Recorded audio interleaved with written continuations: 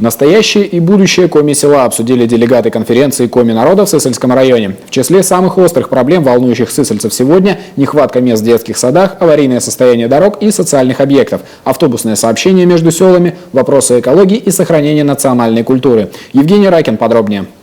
Многие выступления делегатов созвучны своей проблематике. Досуг, медицинское обслуживание, ремонт социальных учреждений, национальный колорит. Впрочем, поднимались не только проблемы извечные, но и довольно-таки новые. Например, жители Сысольского района посетовали, что интернет есть далеко не во всех населенных пунктах. Да и с мобильной связью дела обстоят не лучше.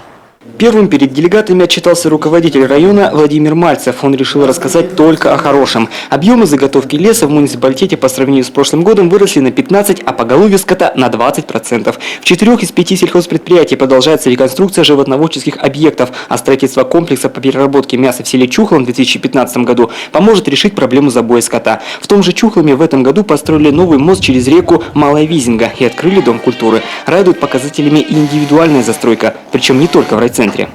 В 2013 году предоставлено земельных участков для ведения личного подсобного хозяйства 59 семьям. Из них 13 участков предоставлено многодетным семьям для ведения личного подсобного хозяйства с возможностью строительства индивидуального жилого дома.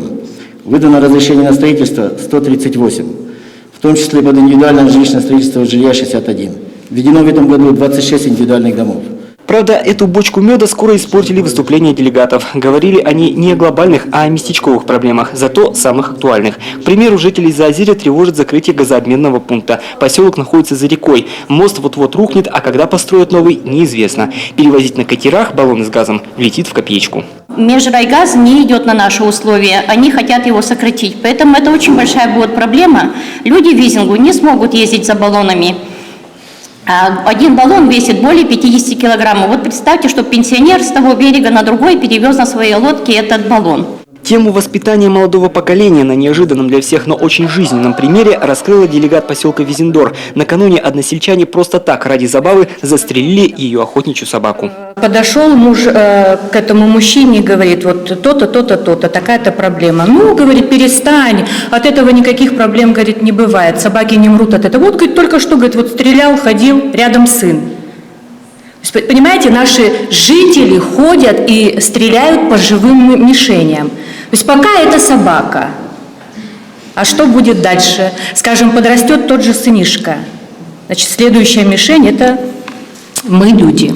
Не обошли вниманием коми-сысольцы и традиционную проблему сохранения родной культуры. Собственно говоря, и сами села, и дорожные указатели, и автобусные остановки типичны для всей страны и не несут никакого национального колорита. Нужно исправлять ситуацию, тем более, что идеи уже есть.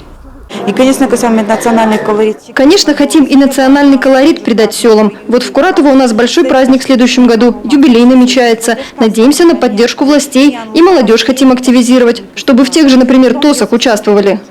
В ответ районные власти призвали сельчан активнее проявлять инициативы. Те же ТОСы уже доказали свою эффективность. Жители Прилузья благодаря такой форме самоорганизации смогли привлечь на реализацию собственных проектов 2,5 миллиона рублей. Чем хуже сысольские? На сегодняшний буквально день в нашем районе существует 14 ТОСов. Из них 10 зарегистрированных в сельских поселениях, 4 в Минюсте республики. И готовятся к открытию, к созданию 6 ТОСов в целом в наших всех сельских поселениях. Есть ряд поселений, таких как Кунип, Визендор, Заозерье, Вотча, где пока нет ни одного ТОСа. По итогам конференции в городах и районах правительство региона примет план социально-экономических мероприятий, который подлежит исполнению всеми органами власти. Понятно, что есть вопросы, которые за год не решить, но чиновники уверяют, ни одна проблема, поднятая на съездах Коми-народа, не остается без внимания. Евгений Ракин, Константин Куратов, Дмитрий Ведерников, телеканал Юрган.